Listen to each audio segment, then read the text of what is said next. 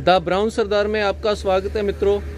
आज फिर हम एक बार आपको लेके आए हैं बॉर्डर के बिल्कुल पास खेमकरन। तो आज हम दिखाते हैं आपको शहीद वीर अब्दुल हमीद की उस जगह को हम दर्शन करवाएंगे आपको।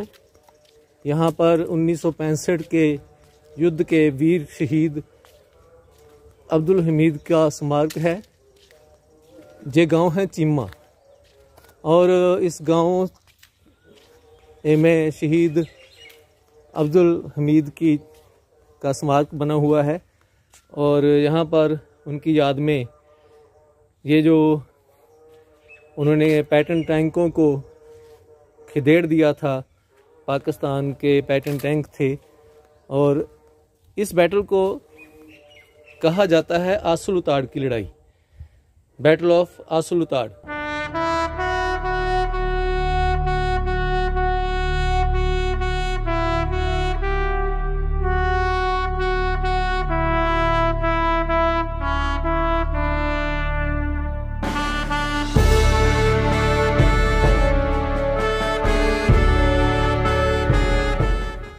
वो स्थल यहाँ पर उनकी याद में ये जो स्मारक बना है, ये स्थल शहीद अब्दुल हमीद की याद में बना है। तो ये शहीद थे 1965 की सेकंड कश्मीर वॉर के, जो आसुलुताड़ के इस स्थान पर हुई। और इस स्थान पर शहीद अब्दुल हमीद ने पाकिस्तान के जो 7 पैटर्न टैंक थे उनको खदेड़ा था और 10 सितंबर 1965 को वो लड़ाई करते करते यहाँ पर इसी स्थान पर शहीद हो गए। क्योंकि पैटर्न टैंक जो थे, पाकिस्तान ने वो उनका यूज़ बहुत किया। और दिखाते हैं कि ये लिखा है कि अब्दुल हमीद 4 ग्रेनेडियर की याद में यहाँ है कंपनी क्वार्टर। मास्टर हवालदार अब्दुल हमीद परमवीर चक्र 4 ग्रेनेडियर्स जो 10 सितंबर 1965 को पाकिस्तान आक्रमण में अपनी मातृभूमि की रक्षा करते हुए बलिवेदी पर चढ़ गया और अपने लिए परमवीर चक्र गौरव प्राप्त किया तथा ग्रेनेडियर्स रेजिमेंट के लिए युद्ध प्रतिष्ठा हासिल उत्तर।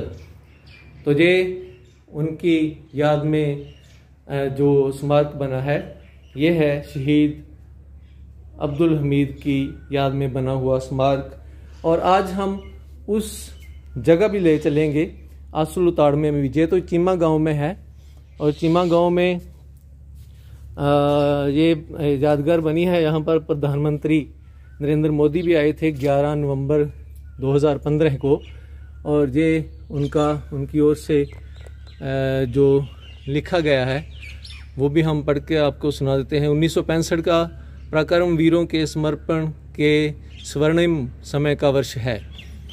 दिवाली के पावन पर्व पर भारत के वीर जवानों के साथ दिवाली मनाने का एक अवसर मिला।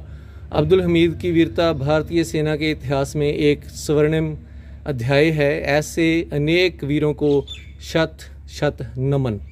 प्रधानमंत्री नरेंद्र मोदी वो इस जगह पर आकर उन्होंने श्रद्धांजलि अर्पित की।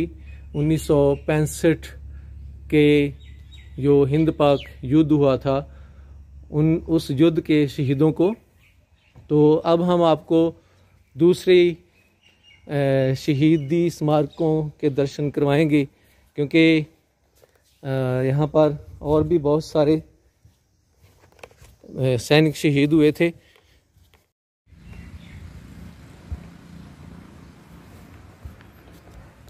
ये है रमन उपल, जिनके बारे में हमने आपको बताया था। ये जी रमन कुमार उपल 65 वाले जंग का ये शहीद सिंह है, शहीद है जी। ते 65 वाले जंग दुश्मन नाल जंग लड़दा होया, दुश्मन के जहाज़ां नाल टाकरा करदा होया ਭਾਰਤ ਪਾਕ ਇੰਡੀਆ ਤੋਂ ਜਦੋਂ ਇੱਧਰ ਟੱਪਿਆ ਇਹ ਇਲਾਕਾ ਮਾਰਿਆ ਹੋਇਆ ਇਲਾਕਾ ਇਹ ਪਾਕਿਸਤਾਨ ਨੇ ਮੱਲਿਆ ਹੈ 13 ਪਿੰਡ ਖੇਮਕਰਨ ਸੈਕਟਰ ਦੇ ਉਹਨੂੰ ਕੰਪਿਊਟਰ ਨੇ ਥੱਲੋਂ ਦੱਸਿਆ ਵੀ ਤੂੰ ਇੰਡੀਆ ਜਾਏਗਾ ਜਦੋਂ ਜ਼ੀਰੋ ਲਾਈਨ ਟੱਪਿਆ ਜਿਹੜੇ ਉਹਦੇ ਵਿੱਚ 2 ਬੰਬ ਸੀ ਜਿਹੜੇ ਆਈਟਮ 12 ਮਣ ਪੱਕੇ ਵੇਟ ਦੇ ਉਹਨੇ ਸਮਝਿਆ ਵੀ ਮੈਂ ਬਚ ਜਾਗਾ ਤੇ ਜਹਾਜ਼ ਦਾ ਨੁਕਸਾਨ ਹੋ ਜੇ ਉਹਨੇ ਦੋਵੇਂ ਜਿਹੜੇ ਬੰਬ ਸੀ ਉਹ ਪਿੱਛੇ ਫੈਂਕ ਦਿੱਤੇ ਉਹ ਦੋਵੇਂ ਬਰਬਾਦੀ ਕਰ ਦਿੱਤੀ ਉਹਨਾਂ ਧਰਤੀ ਦੀ ਇਹ ਇੱਥੇ ਜਿੱਥੇ ਇਹ ਜਗ੍ਹਾ ਬਣੀ ਆਪਾਂ ਖੜੇ ਆ ਇਸ ਥਾਂ ਤੇ ਆਣ ਕੇ ਜਿਹੜਾ ਜਹਾਜ਼ ਸੀ ਉਹ ਵਿੱਚ ਮਿੱਟੀ ਦੇ ਵਿੱਚ ਟਿੱਬੇ 'ਚ ਖੁੱਭ ਗਿਆ ਵੱਜਾ ਬੜੀਆਂ ਧੂੜਾਂ ਉੱਡੀਆਂ ਜਹਾਜ਼ ਸਾਰਾ ਨਸ਼ਟ ਹੋ ਗਿਆ ਜੋ ਅਸਲਾ ਵਿੱਚ ਉਹ ਵੀ ਚੱਲ ਗਿਆ ਤੇ ਜਿਹੜਾ ਇਹ ਰਮਨ कुमार ਉੱਪਲ ਸ਼ਹੀਦ ਹੈ ਇਹਦੀ ਵੀ ਇੱਥੇ ਡੈਥ ਹੋ ਗਈ ਇੱਥੇ ਮੌਤ ਹੋ गई। ये स्मारक है बैटल ऑफ मेहदीपुर का जो इंडो पाक वॉर 1971 में हुई थी 1971 में। तो इसे बैटल ऑफ मेहदीपुर भी कहा जाता है और बैटल ऑफ सहजरा भी इसी वार को कहा जाता है क्योंकि मेहदी पार के उस पार पाकिस्तान में जो उससे बॉर्डर से सटा हुआ गांव है उसका नाम सहजरा है। तो दोनों ही नामों से इसको जाना जाता है। और ये द बैटल ऑफ छीना बिधि चंद ये भी शहीदों का स्मारक है। और यहाँ पर है बैटल ऑफ आसुलुताड़। ये बैटल ऑफ आसुलुताड़ 1965 में हुई थी जो जिसे हम कश्मीर की दूसरी जंग भी कह सकते हैं क्योंकि पहली जंग हुई थी 1947 और 1948 तक चली थी। वो 1 साल कुछ 2-4 महीने तक चली थी। तो कश्मीर की जंग तो जैसे हम जानते हैं कि पाकिस्तान के साथ हमारा वो रहा है कॉन्फ्लिक्ट कश्मीर पर, जम्मू और कश्मीर वो हमेशा ही दोनों देशों के बीच झगड़े की जड़ रहा है। तो इससे पहले ये है बैटल ऑफ पूरा कोना यहीं पास में ही गांव है। और 1965 की जंग जो 3 दिन ही चली थी जहां पर 8 सितंबर को शुरू हुई थी और 10 सितंबर को यहाँ ख़त्म हो गई थी क्योंकि 2-3 दिन ही चली थी। और ये वॉर शुरू हुई थी मार्च 1965 में। मार्च 1965 में राजस्थान के रणकच्छ से शुरू हो गई थी ये क्योंकि पाकिस्तान ने मौका देखा और ये मौका था जब भारत की चीन के साथ लड़ाई हुई थी। और 1962 में तो चीन के साथ लड़ते हुए भारत की शिकस्त हुई थी।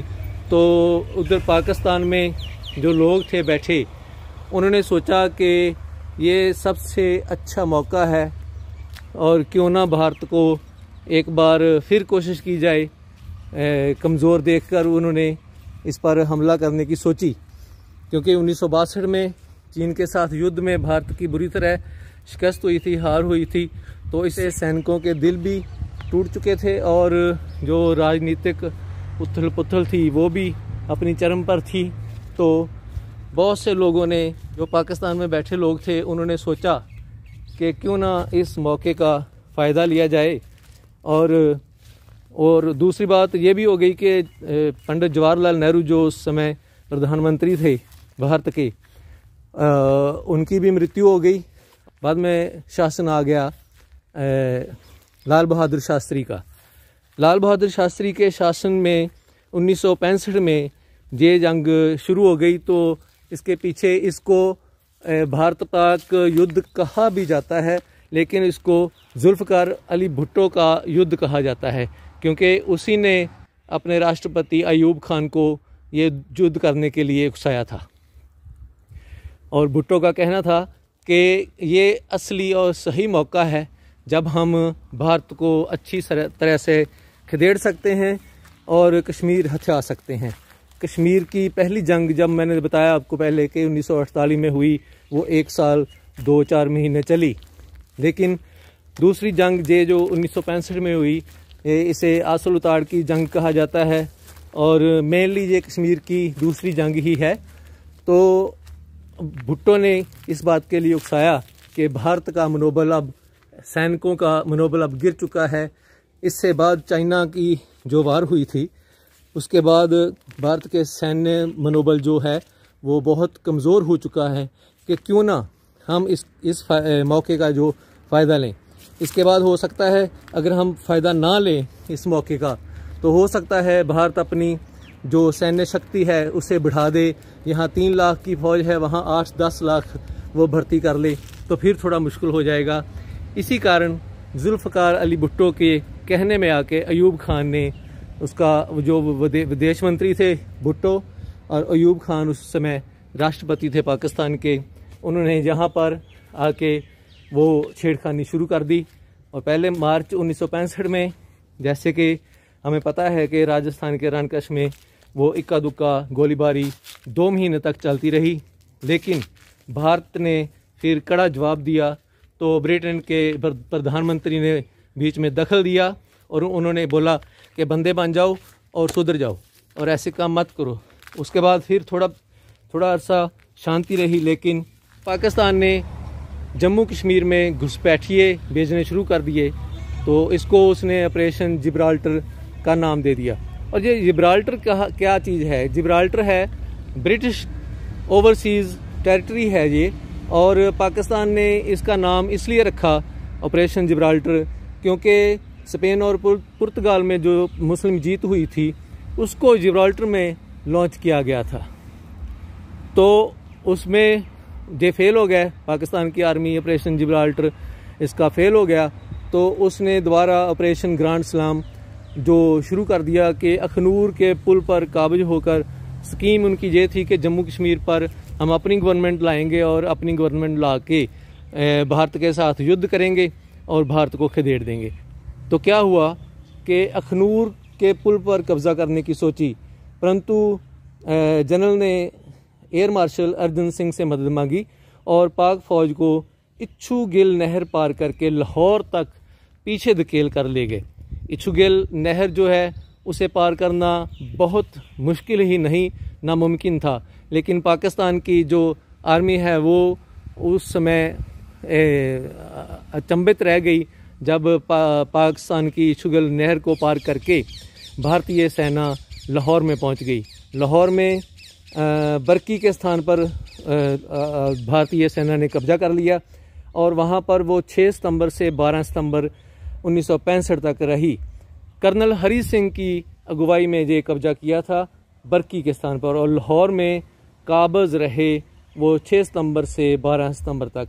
लेकिन बात ये हुई कि क्योंकि कश्मीर में उनके दोनों जो ऑपरेशन थे वो बुरी तरह असफल हो गए, और उस ऑपरेशन के असफल होने के बाद उन्होंने यहाँ लाहौर की तरफ अपनी जो सेनाएं हैं उन्हें बढ़ाना शुरू कर दिया। अमृतसर, लाहौर, खेमकरन, कसूर की साइड पर आ गए, और जहाँ पर कसूर है ये खेमकरन इलाका कसूर के साथ ही लगता है, तो ये मुहाज भी उन्होंने खोल दिया, ये इस फ्रंट पर आ गए। तो 8 सितंबर से लेके 10 सितंबर तक यहाँ पर गहगच युद्ध हुआ, और क्योंकि पैटर्न टैंक थे भारत के पास, तो सेंचुरियन टैंक थे या शर्मन टैंक्स थे, सेंचुरियन टैंक्स से ये लड़ते रहे, और पाकिस्तान ने उधर से अपने 264 जो पैटर्न टैंक थे वो भेज दिए, और 40 के करीब पैटर्न टैंक तो 2 दिनों में खदेड़ दिए।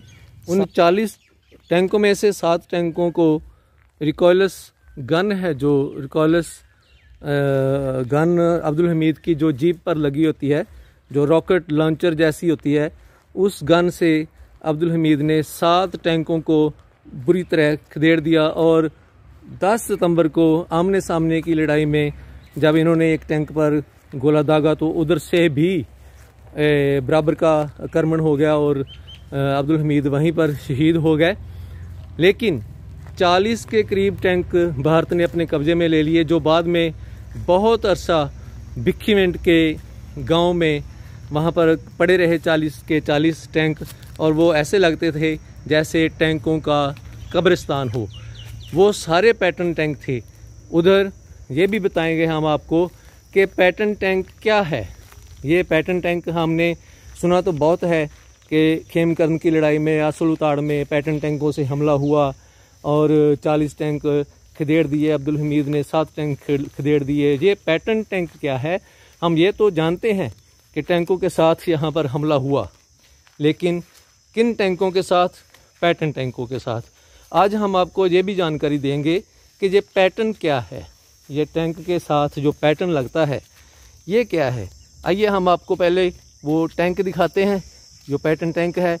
यहाँ पर बाकी के जो टैंक थे, जो सामान था, वो क्योंकि बाद में ताशकंद समझौता हो गया और ताशकंद समझौते में फिर सारे जो भी इलाके पाकिस्तान के हमने वो किए थे, काबिज हुए थे हम जाके, और जो भी 13 के 13 गांव पाकिस्तान ने हमारे अपने कब्जे में ले लिए थे, भारत के गांव, तो वो सारे जो भी अदला बदली हुई वो उसी तरह से वापस कर दिए गए ताशकंद समझौते के अंतर्गत।